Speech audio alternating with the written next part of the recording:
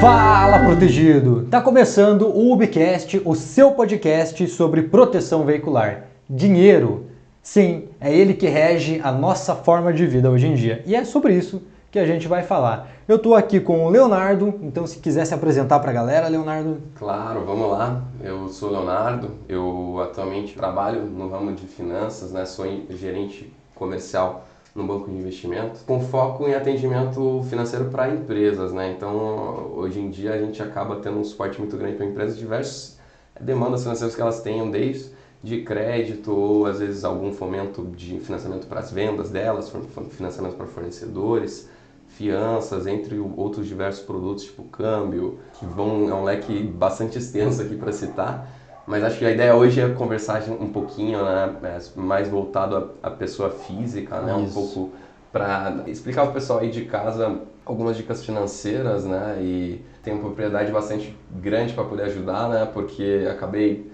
depois de formado, apesar de ser engenheiro, né, de civil de formação, logo na sequência fiz uma especialização em finanças e contabilidade pela UFPR, né? Sempre gostei muito do assunto. Isso me proporcionou, né, essa migração de carreira, né, da engenharia, que é algo bem técnico, nada a ver com finanças, apesar de ter muitos números, né? E aí também, logo depois dentro do banco, acabei fazendo um MBA também em Banking e Business, que nada mais é do que negócios e como que as empresas administram os negócios em si, né? Principalmente voltado para os produtos financeiros que elas precisam. Estou aqui à disposição para ajudar vocês e discutir um pouquinho melhor aí, né, sobre como ajudar as pessoas da UB a se comportar melhor nas finanças pessoais. Eu acho que esse é um tema bem importante para a sociedade hoje, porque o dinheiro, né? Faz muito tempo que tudo é movido a dinheiro, mas hoje, especificamente no cenário brasileiro, 78% das famílias estão endividadas, segundo a Confederação Nacional de Bens e Serviços, e 17% deles estão muito endividados. Então, Leonardo, como é que você enxerga isso, cara? Você acha que é uma falta de educação financeira? Você acha que é o poder de compra do brasileiro que está muito baixo ou não é tão simples assim de analisar com essas duas alternativas? É um pouquinho complexo, mas tudo que você falou é verdade. Não é só o Brasil que está muito endividado.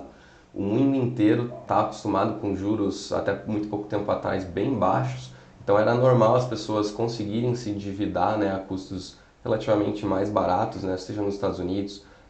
Aqui no Brasil sempre tem uns juros um pouquinho mais altos, mas ainda assim tem se acompanhado, né, principalmente na última década, né, um crescimento quase exponencial da dívida, principalmente das pessoas físicas e famílias, né, que acabava se estimulando muito o consumo dessas pessoas por meio de dívida, né, você financiar uma casa própria, financiar um veículo. Cada vez mais tem produtos bancários disponíveis para todo mundo utilizar, digamos. Você pode entrar online agora aqui, pedir um limite de um crédito pessoal num banco, ou pedir um crédito de um cartão de crédito para você comprar. Tá cada vez mais fácil você fazer esse tipo de dívida aí para você comprar alguma coisa que você quer. Isso que você comentou, de 78% dos brasileiros estarem endividados, é algo bem alarmante, tá? Historicamente é o maior percentual em população brasileira endividada, né, atualmente. E não só isso, na verdade, é uma dívida que muitas vezes é uma dívida cara. O brasileiro, ele muitas vezes não sabe correr atrás dos financiamentos que sejam um pouquinho mais em conta dos que são mais caros. E até aproveito para explicar para o pessoal um pouquinho dessa diferença, né? Geralmente, o pessoal acaba fazendo alguma dívida pequena para alguma compra pontual, que precisa no cartão de crédito, às vezes esquece de pagar, entra nos juros de cheque especial rotativo do cartão, que é um juros extremamente caro. Você vai pagar muitas vezes aí mais de 100% de juros ao ano, ou seja, você dobra a tua dívida em um ano e acaba virando uma bola de neve, às vezes a pessoa não consegue pagar, então a situação às vezes fica bem difícil assim, para a população até conseguir equilibrar os gastos e as receitas que ela tem. Então é meio que fundamental para as pessoas terem uma noção do que seria uma dívida boa, o que é uma dívida ruim, né? Então, não é necessariamente que a dívida seja ruim. É que existe dívida que não é tão boa para o teu objetivo e tem dívida que é mais interessante. Exato. Se a dívida fosse ruim, os bilionários e os milionários hoje em dia do planeta não teriam dívida nenhuma, mas muito pelo contrário. Geralmente essas grandes empresas, né, a gente vê as empresas que eu acabo atendendo no dia a dia, que são realmente grandes empresas, elas muitas vezes têm até benefícios fiscais de você ter uma dívida, elas conseguem abater um pouquinho o imposto que elas pagam sobre o lucro. E geralmente é uma dívida muito mais barata, porque geralmente quem empresta o dinheiro, digamos eu, banco, quando for emprestar um dinheiro para você, eu vou analisar qual é o seu risco, qual é o risco de você não me pagar de novo. Então ele vai analisar o que você pode dar de garantia e qual que é o seu perfil, o seu perfil de risco frente ao não pagar. Geralmente, eu não sei se você já acompanhou, sabe, mas você consegue ver qual que é o teu rating de score no Serasa, por exemplo. Sim. Então se você tiver um rating ruim, muitas vezes o banco vai te cobrar mais caro do que alguém que tem um rating bom ou uma saúde financeira muito mais organizada, né? Que já não tenha dívidas para pagar, ou seja, empresas e pessoas muito bem capitalizadas às vezes conseguem dívidas extremamente baratas. Com essas dívidas baratas eles conseguem fazer investimentos em negócios, investimentos em oportunidades que eles conseguem rentabilizar mais do que pagam a dívida. Entendi. Então é um cenário um pouquinho diferente das pessoas físicas, que geralmente a maioria das dívidas que nós, na pessoa física, podemos tomar, não tem nenhuma isenção tributária, você não consegue abater o que você paga de juros no imposto de renda, mas geralmente são dívidas mais caras. Eu citei aqui o dívida de rotativa no cartão de crédito, cheque especial, crédito pessoal, são dívidas às vezes que você não tem garantia, você não dá nenhuma garantia para o banco ou para quem te empresta o dinheiro, né? E por conta disso, por ser um empréstimo um pouquinho mais arriscado para o banco, né? Acaba tendo um juros mais caro. Então, se você esquece de pagar um boleto lá do banco, ele vai cobrar um juros não só do teu empréstimo, né, do teu financiamento, mas também uma multa, uma mora. Então, a primeira dica, já antecipando, evitar ao máximo esquecer as contas ou pagar atrasado as coisas, né? Então, geralmente você vai incorrer em multa, juros de mora, que acabam cada vez fazendo uma bolinha de neve negativa assim para as tuas finanças pessoais. E às vezes a pessoa não consegue sair desse ciclo, né? Principalmente se Isso. ela... o que acontece muito, até com galera que eu conheço, é que por algum motivo eles se endividaram, teve algum mês que aconteceu alguma coisa, eles aproveitaram o limite do cartão de crédito. E aí eles entram num ciclo em que eles pegam o salário para pagar o cartão de crédito e o único dinheiro que eles têm é o que o cartão de crédito permite gastar ali, né? Exato. Então isso acaba complicando bastante a pessoa porque ela fica sempre dependendo de pagar a conta para daí liberar o limite. Né? E as pessoas às vezes cometem um erro de considerar o cartão de crédito, o limite que você tem para gastar no cartão, como a renda delas. Digamos que o seu salário seja R$2.000 e você tem um limite de 3 pelo banco. Se você todo mês gastar R$3.000 se você ganha 2, em algum momento você não vai conseguir pagar essa fatura do cartão e você vai ter que pagar um juros bastante caro nessa sua dívida. Então, o primeiro passo é você saber exatamente o quanto você ganha para aí sim você organizar um pouquinho melhor as suas despesas. E só complementando ali aquela tua pergunta bem no início que você fez ali sobre esse cenário do brasileiro endividado, né? Tem também uma coisa que o brasileiro ele tem o costume, diferente assim do europeu, que é mais cultural, assim, de prezar muito no momento, assim, o agora, e não ligar muito pro que o Leonardo daqui 1, 5, 10 anos vai precisar, ou fazer um planejamento para aposentadoria. Geralmente gastam tudo, 100% do que ganham, né? É difícil alguém... Tinha até uma pesquisa, eu não vou lembrar agora a fonte, mas diz que mais da metade dos brasileiros gastam mais do que ganham na tua renda, então acabam sempre tendo que fazer algum bico ou tendo que entrar em dívidas que não necessariamente, na verdade 100%, quase 100% das vezes vão entrar em dívidas caras e que deterioram a saúde financeira das famílias e acabam prejudicando a vida social. Tem pessoas que acabam tendo problemas psicológicos até por conta das dívidas, né? Então acaba sendo um problema que acaba entrando para a parte até da saúde das pessoas. E lá atrás o brasileiro também estava muito acostumado, né, com um ambiente de inflação muito grande. Que nós somos bem jovens, mas os nossos pais viveram uma época que a inflação era tão grande que às vezes você recebia o salário, se você não comprasse tudo no mesmo dia, o preço no dia seguinte no mercado já era um pouquinho a mais. Então a inflação acabava corroendo grande parte assim, do patrimônio das pessoas. Então, o brasileiro, no geral, ele tem esse costume de, putz, se eu receber meu salário, eu vou gastar, ou, vamos investir no imóvel, já proteger esse patrimônio da inflação, né? Que é um mecanismo interessante, né? De proteger esse patrimônio, ou até mesmo comprar um carro, realmente aplicar esse dinheiro para ele não desvalorizar no tempo. É algo que hoje a nossa geração não está tão acostumada, né?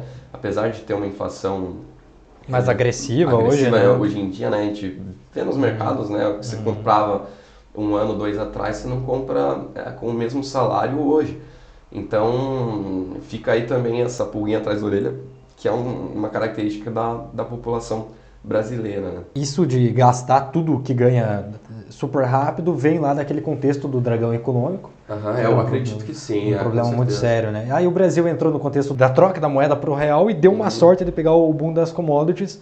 Então, por mais que a economia do Brasil tenha melhorado de lá para cá, essa cultura permaneceu, né? E isso então pode ser um fator agravante para a galera se endividar, porque eles acabam não se programando para o futuro, seria isso? Com certeza, apesar de você ter algumas mudanças econômicas, uma estabilidade maior hoje com o real, muito do que a gente aprende no dia a dia de finanças a gente pega lá da infância.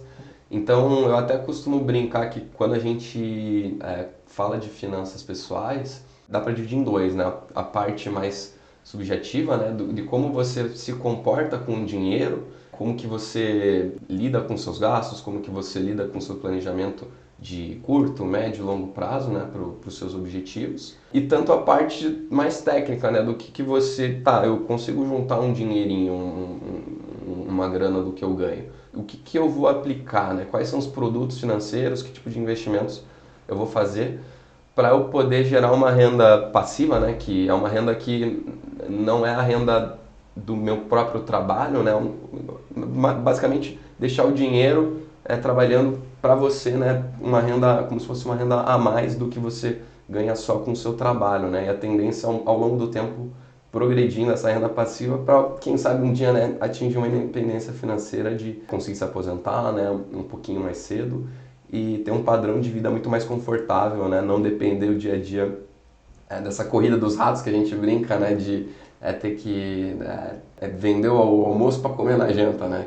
Então, que é a situação que hoje a maioria, digamos, dos brasileiros vivem, né? E falando dessa galera que está toda endividada, né? O cara que está lá endividado,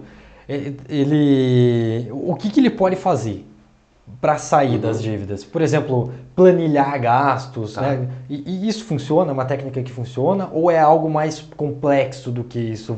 Nessa questão que você falou, a pessoa teria que trabalhar mais a mentalidade dela do dinheiro? O que a pessoa pode fazer para sair de um ciclo bem complicado de dívida? Sim, eu acho que um pouco de tudo que você comentou. Acho que o primeiro passo é a pessoa saber o quanto ela deve, qual que é o custo dessa dívida que ela tem, né? Se é uma dívida mais cara ou não. Então, se você em casa tem, por exemplo, uma dívida cara, né? Um cheque especial rotativo, um crédito pessoal ou um agiota atrás da orelha, o primeiro passo, assim, em D0, ver se você consegue trocar essa sua dívida cara por uma dívida um pouco mais barata. E aí eu vou entrar, por exemplo, no mérito de algumas dívidas que você pode ter como alternativa. Por exemplo, se você tem, digamos, uma dívida de cheque especial, você sempre usa dívida de cheque especial, que eu comentei, é muito caro. Cara, se você pegar essa dívida e levar para um banco, geralmente se você for, por exemplo, CLT, vamos supor, né, um endividamento que é possível, que é muito mais barato, chama-se crédito consignado, que muita gente não conhece. É um crédito que você ganha com garantia, você pega um dinheiro emprestado de um banco ou de uma financeira, com garantia do teu salário. Ou seja, para o banco é um crédito super seguro, porque você vai ter a garantia do teu salário, que você vai ganhar no final do mês.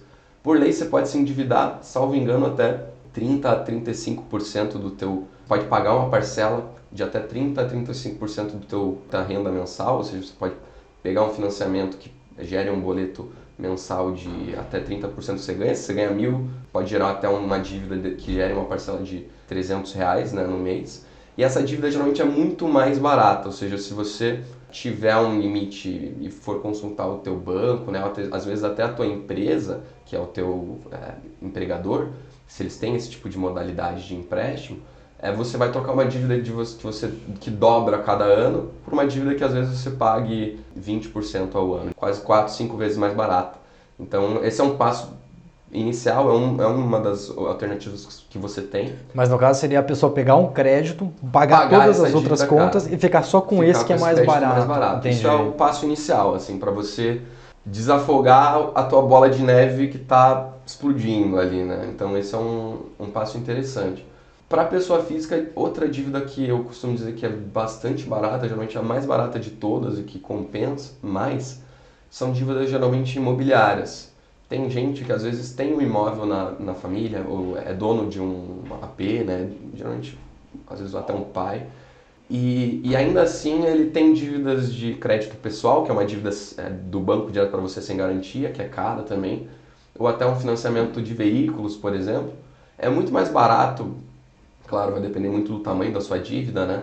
Mas vai ser muito mais barato você dar o seu imóvel em garantia para um banco e pegar um financiamento dando em garantia um bem que você tem, ou até mesmo um penhor. Se você for na Caixa, você tem uma joia, você vai na Caixa Econômica, que é o único banco que pode fazer isso. Se você for levar sua joia e dar em garantia para o empréstimo, você empresta a joia para o banco, eles avaliam, vão te dar um empréstimo num valor menor da tua joia, um empréstimo, no caso do financiamento imobiliário, menor do que o valor que vale o seu imóvel, né?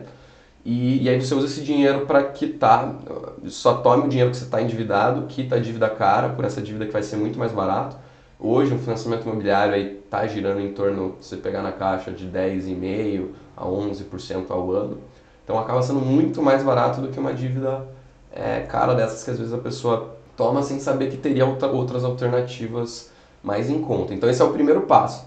Trocar uma dívida cara por uma mais barata, se você puder.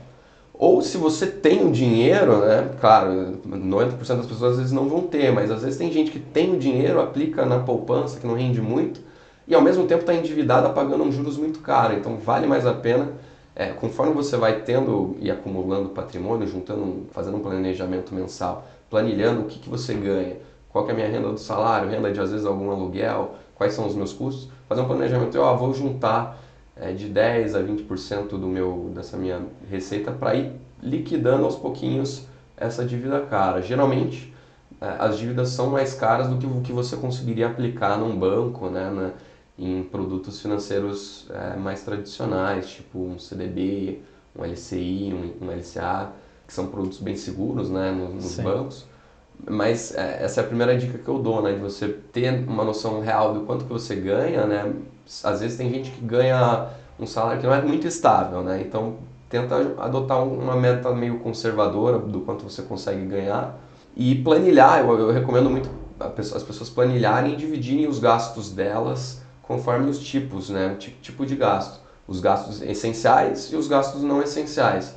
O que seria um gasto essencial?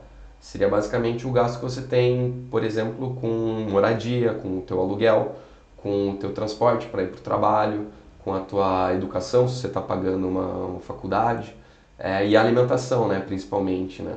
Então esses são os gastos que você dificilmente vai conseguir liquidar, né? Tipo, se livrar deles, né? E aí você vai ter uma noção real do quanto que eu estou gastando com bens supérfluos, com roupa, com balada, com festa, ou passeios, né, viajando. E aí você consegue fazer uma análise de ver, putz, eu realmente estou gastando mais do que devia saindo fim de semana, ou às vezes saindo para comer. Às vezes tem gente que gasta muito comendo fora, sendo que é muito mais em conta, né? Uma dica também é economizar, fazer marmita, ou às vezes comer mais em casa, tentar reduzir enquanto você está tentando liquidar uma dívida cara, né? Cortar os gastos que você vê que tem mais condições de se encaixar, né? E às vezes fazendo isso você se toca que às vezes você tá com um gasto de moradia que é maior do que o teu padrão, né, de capacidade financeira. Então às vezes você buscar alguma consultor financeiro, alguém que possa olhar o teu cenário de gastos e o seu cenário de receitas e dívidas, ele vai poder saber te dizer, recomendo você pegar um aluguel um pouquinho mais em conta, ou tentar ajustar os teus gastos mensais assim ou assado. Então não tem uma receita de bolo para isso. cada pessoa vai ter um perfil e vai ter um jeito de se adaptar. Mas eu costumo usar como regra mais básica, assim, 60% quanto você ganha, usar para esses gastos obrigatórios, né, que seriam transporte, aluguel, moradia, e os outros 20 usar para gastos livres, né, de passeios, dia a dia, sair, comer fora, entre outras coisas que você gosta de fazer e que você precisa, né, senão a gente fica louco, se for só para fazer as coisas do dia a dia sem curtir um pouquinho. E os outros 20 para realmente juntar para os seus planejamentos de vida a curto, médio e longo prazo. Seja para você juntar uma reserva, né? Se você ainda não tem, né? Digamos que você não tem a dívida, já ir juntando um patrimônio que é fundamental você ter um dinheirinho ali para qualquer emergência que você tem, às vezes você ser demitido, ou se você, por exemplo, vai ter um gasto médico ou algum gasto com o teu carro. E um percentual disso, você pode dividir esses 20, metade em longo prazo, para você realmente só investindo para aposentadoria e aumentando essa sua renda passiva. E os outros 10 para, por exemplo, às vezes alguma meta mais de curto prazo que você tenha. Eu quero comprar um carro que eu gosto, ou quero fazer uma baita viagem com minha namorada no ano que vem. Então você meio que já deixa em caixinhas separadas esses investimentos. E uma coisa que complica muito o pessoal é que às vezes muita gente tem uma conta corrente só e deixa tudo misturado. Então você acaba se perdendo o que é o dinheiro que você investe, ou o que é o dinheiro do meu dia a dia, o que é o dinheiro que eu estou guardando por esse carro. Então você pode fazer isso, alguns bancos têm essa possibilidade de você deixar em caixinhas separadas, ou você... mas se você preferir, você pode usar, eu vou deixar o dinheiro que eu estou guardando para comprar o meu carro no Nubank, por exemplo. Ou eu vou deixar no Banco do Brasil. Esse recurso para as minhas despesas do dia a dia, e para a moradia e as despesas essenciais que eu tenho, eu vou deixar nessa terceira conta. E assim fica às vezes um pouquinho mais fácil para você saber o quanto... sempre que você vai olhar o teu saldo ali, putz, eu tô no limite, vou ter que dar uma segurada nos meus gastos. Facilita um pouquinho você controlar esses seus gastos e otimizar um pouquinho isso. E outra dica também interessante é você, por exemplo, digamos que tem muita gente que ganha o salário e deixa para fazer as contas, os pagamentos dos gastos essenciais no final do mês, quando vê já gastou com outras coisas e não sobra esse dinheiro. Então, uma dica: você ganhou o salário no dia 5, no dia 5 mesmo você já paga o valor do seu aluguel, já paga o valor, se possível, ali da gasolina do teu carro, ou do boleto do teu financiamento, né? E aí você vai ter o valor certo ali do teu saldo restante livre para gastar. É até legal você também já deixar o valor separado para um investimento, né, para o longo prazo. Com isso, às vezes, psicologicamente, você fica mais comedido assim, nos gastos. Então essa também é uma dica legal de você ir se adaptando. E eu pessoalmente, eu faço via planilhas. Mas existem vários aplicativos no mercado, eu até fiz uma lista aqui. Eu confesso que eu não uso eles, mas são bem famosos, e dá até pra gente deixar abaixo no vídeo a lista deles, até para vocês consultarem, ver os prós e contras, porque alguns eles são bons para você controlar gastos, outros são melhores para você consolidar investimentos e entender um pouquinho melhor das receitas. Então vai caso a caso, melhor você pode se adaptar. Mas só comentando aqui: Móbiles, Orçamento Fácil, Organize, Minhas Economias, Money Lovers, Moneyfy, CoinKeeper, tem vários, depois vocês vão poder conferir. Alguns deles são pagos, tá? Mas geralmente valores bem baixinhos. Então vale a pena depois conferir, se vocês acharem que se encaixa pro perfil de vocês. Acho que compensa, né? Principalmente se vocês às vezes são meio descontrolados, né? Não conseguem, não tem muita paciência para planilha, montar planilha. Às vezes o aplicativo fica mais fácil mesmo para fazer. E é importante a pessoa reconhecer que ela vai ter um determinado perfil, né? Que nem, Isso. Isso aí que você falou de separar o dinheiro em várias contas, isso aí eu achei uma sacada. Isso aí pode ser um problema meu, porque eu concentro todos os meus gastos no cartão de crédito, tudo num banco só, numa conta só. E aí quando você foi falando, eu pensei, eu nunca tive essa ideia, nunca tive essa sacada. Seria muito mais fácil, e hoje a gente tem a opção principalmente os bancos online, de abrir uma conta que não tem custo mensal, né? Sim, a maioria dos bancos e das corretoras hoje não tem custo para você operar, né? Até se você tem conta num grande banco, uma dica é, às vezes, negociar para ele isentar a tua anuidade ou, às vezes, tentar cortar esses gastos e partir para uma conta digital, né? Se você ainda está nesse processo de ramp-up, né? Guardando um dinheiro, montando, né? Elevando o seu patrimônio, são gastos, por mais que sejam poucos no início, no longo prazo acabam fazendo a diferença. Uma outra dica que eu cheguei a anotar aqui é se você tem alguém de confiança, uma namorada ou às vezes um amigo, um irmão, é legal você compartilhar com eles metas que você tenha, sejam de gastos ou até de acumulação de patrimônio. Porque às vezes quando você firma um compromisso para alguém, quero fazer isso, eu quero juntar esse recurso para liquidar minha dívida em 2 anos, ou eu quero juntar esse dinheiro para comprar um carro daqui 2 anos. Quando você vai mostrando os teus resultados para alguém e você fala para ela que você tem esse objetivo, você se sente mais obrigado a realmente executar. Isso é mais psicológico Sim. do que qualquer mais coisa. externalizando ali Isso, você pra... se sente mais forçado a realmente executar esse teu plano. Uma dica legal. Então é uma dica bem legal também. E é importante, né? Muita gente tem vergonha às vezes de pedir desconto quando vai comprar coisa. Então, claro, tem muitas redes grandes, às vezes supermercado, você não consegue, né, chegar lá no caixa e pedir desconto. Mas geralmente roupa, até mesmo um Airbnb quando você vai viajar, sei lá, quase todas as coisas, principalmente se você quero comprar um relógio, comprar alguma coisa, gastos esses que às vezes não são tão essenciais, né, um veículo, você vai ter margem de negociação. Nunca compre pelo preço que está lá anunciado, principalmente se você guardou um dinheiro e tem o dinheiro à vista, né, para esses bens, pergunta, esse preço é para pagar parcelado? Geralmente o preço ali é parcelado e é um preço que ele tem margem para desconto.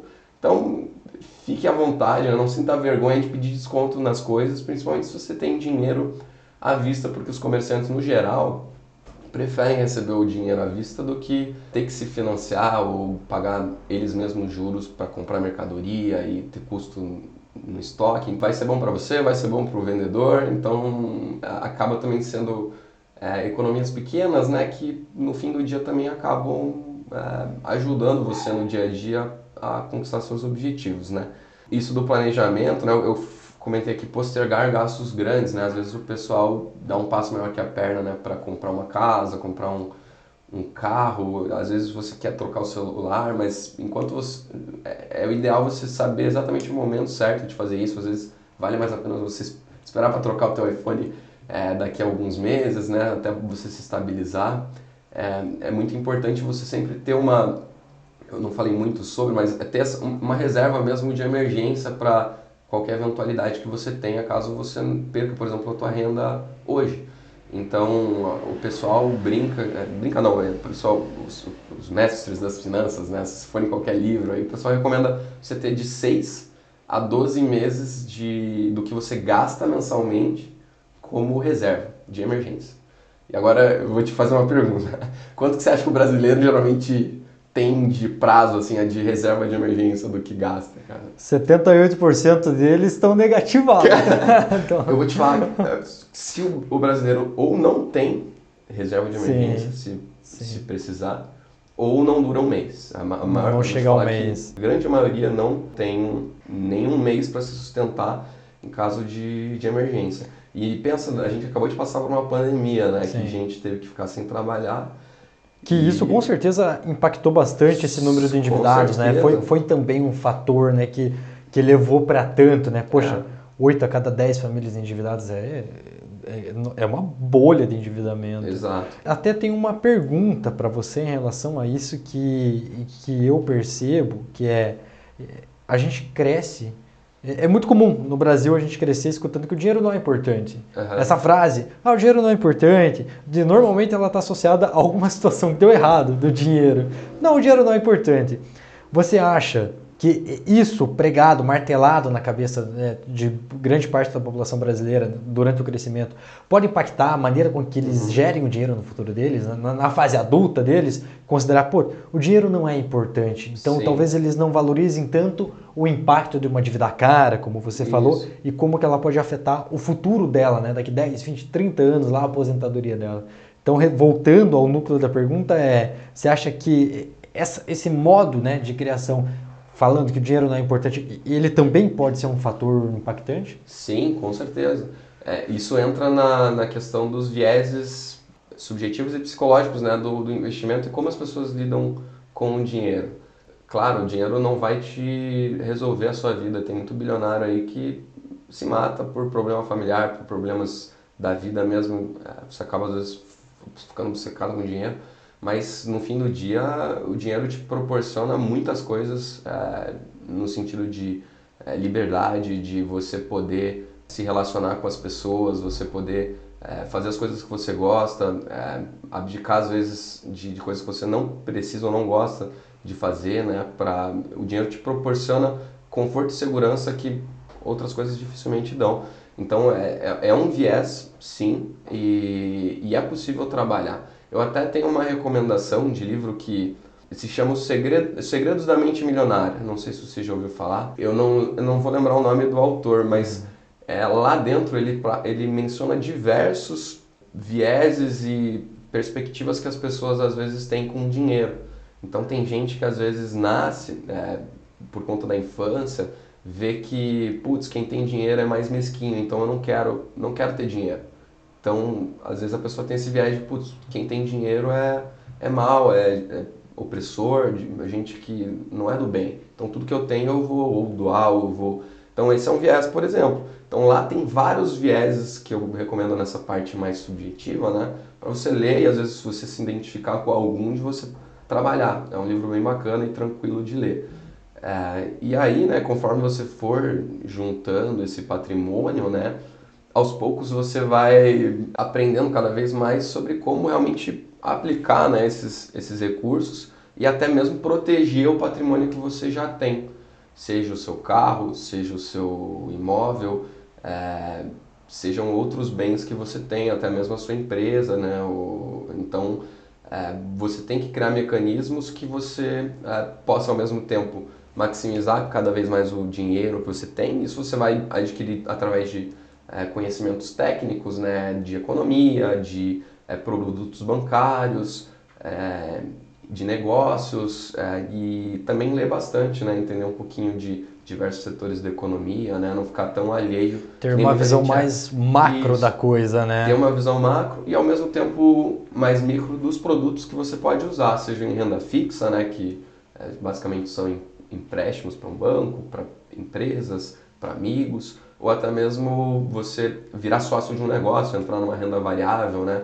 Comprar um fundo imobiliário para você ter uma receita similar ao aluguel, ou até mesmo comprar imóveis, né? Cada pessoa, você vai desenvolver aos poucos um nicho de eu com mais dinheiro eu consigo rentabilizar no setor imobiliário, eu sou bom em comprar imóveis em leilões baratos, ou eu sou bom em, por exemplo, comprar ações ou comprar fundos imobiliários, ou descobrir na renda fixa quais ativos são bons e melhores para o cenário que a gente está hoje. Então você aos poucos vai percebendo melhor o teu nicho de rentabilidade nesses recursos. Entendi. Claro, você vai aprendendo por si só, né? Tem cursos, você pode ir no YouTube, tem muita informação gratuita. O YouTube é uma escola livre, né? O importante então é a pessoa se expor ao conhecimento para ela poder até se conhecer o próprio perfil de investimento, né? Conforme a rentabilidade dela, o padrão de vida dela, o que ela consegue fazer, né? E você falou uma coisa bem, bem interessante sobre proteção. Bom, aqui é um podcast de proteção veicular, né? Então a gente precisa falar de carro também. Com certeza. E uma dor que o brasileiro está sentindo muito recentemente é que, além da pandemia ter elevado ali o número de endividados no nosso país, encareceu muitos produtos, dentre eles o carro. Sim. Porque produzir um carro novo se tornou mais caro, porque a matéria-prima está mais cara, de difícil acesso, e por consequência, a FIP dos carros usados também subiu, né? Acompanhou esse movimento. Ou seja, a barreira de entrada para um carro hoje ela é muito mais complicada, muito mais alta do que era há 2, 3 anos atrás. Isso tudo com uma inflação que aos poucos vem comendo o nosso poder de compra. A realidade de muitas pessoas é que elas não conseguem se virar com Uber todos os dias do mês e existem alguns lugares que não tem uma estrutura de transporte público tão boa quanto aqui em Curitiba. Para essas pessoas que dependem do carro delas, você acha que uma proteção veicular, sendo sincero, uma proteção veicular, ela entra mais como um gasto desnecessário ou ela é mais um investimento? Eu acho que com certeza é um investimento fundamental se você realmente depende do carro para você ter a tua renda no final do dia. Pensa, se o brasileiro hoje não tem mal e mal a reserva financeira para uma emergência de um mês, imagina para você conseguir, por exemplo, se você tiver o carro furtado, por exemplo, que hoje um carro de entrada novo, zero, não custa menos que 70 mil. Então, por mais que você tenha um carro mais usado ali, 40 mil, você vai tirar do dia para a noite 40 mil para você continuar a trabalhar como? Então, por mais que você tenha uma reserva de emergência dos seus 6 meses de trabalho, dificilmente você vai conseguir ter o recurso às vezes necessário para você comprar um carro novo e voltar a trabalhar. E assim, você está sujeito a esse risco a todo momento de você estar sendo furtado, ou você bater o carro, ou às vezes você eventualmente se acidentar por sua falha e danificar um veículo de outra pessoa que é muito mais caro que o seu. Então, esses são riscos que a pessoa corre e que são riscos que você não espera, podem acontecer a qualquer momento, assim como são riscos de você, por exemplo, digamos, se acidentar e não conseguir mais trabalhar. Então, são importantes você ponderar. E aí eu sugiro, né, você olhar no mercado, né, seja na proteção veicular, seja com seguro de carro, ver qual que é o custo-benefício para você, né? Muitas vezes a proteção veicular sai mais em conta, né, por conta das peculiaridades dela. Depois vocês vão poder mais explicar para todo mundo aí de casa, mas a questão é, no fim das contas, você vai ter um gasto mensal, seja no seguro ou na proteção veicular, que é relativamente pequeno frente ao valor do teu bem que você está protegendo, e você vai ter um gasto que você está controlado, você já vai estar na tua planilha dos teus investimentos ali como gastos essenciais, e você não vai estar sujeito a imprevistos. Ou seja, você não arrisca do mês que vem ter que desembolsar um recurso gigante. Acho que o pior às vezes não é nem você ter que comprar um carro novo, às vezes você ter que se endividar para pagar um juros caríssimo de emergência para você voltar a trabalhar. Acaba às vezes sendo muito pior do que o próprio custo do bem. Do bem, né? Si. Então, se você botar essas coisas na ponta do lápis, faz muito sentido, assim, né? Então, e a mesma coisa serve para seguro, por exemplo, de vida ou de saúde, né? Digamos assim, você tem um investimento no seguro de saúde, porque você às vezes pode ter uma doença rara, alguma coisa difícil de tratar, que é muito cara, que você não vai ter o dinheiro pontualmente. Eu já conheci famílias que tiveram que se endividar ferrenhamente porque tinham que arcar com um custo de tratamento, com UTI, que são caríssimos, e você, quando você precisa, você vai ter que gastar. Você não tem escapatória. Você não brinca às vezes com essa coisa ou com a tua renda. Eu preciso trabalhar, eu preciso desse medicamento para sobreviver. Geralmente esses seguros, essas proteções, a primeiro momento eles podem parecer um custo, né, que às vezes não é essencial, que eu consigo deixar para depois, mas no longo prazo, por mais que às vezes seja uma garantia parcial, você não tem metodologias de você segurar ou às vezes proteger um patrimônio inferior ao que você tem, mas pelo menos já é alguma coisa caso aconteça um sinistro ou alguma eventualidade.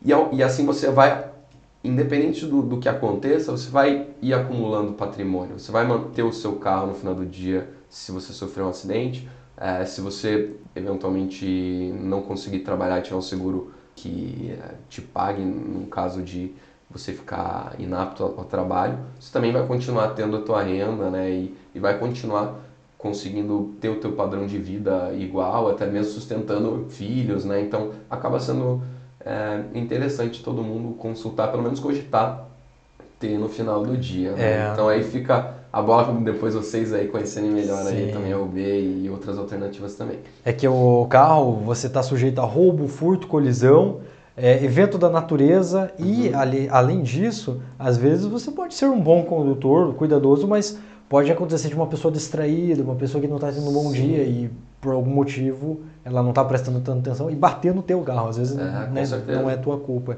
E como o Leonardo falou, para quem tem dúvida, é o seguinte, a seguradora ela tende a ser mais cara porque ela é uma empresa, pertence ao mercado privado e ela objetivo lucro. As proteções veiculares são feitas por associações. Associações elas não têm fins lucrativos e por isso elas não pagam imposto. É um grupo de pessoas que se uniu para proteger um bem, no caso da UB, carros e motos.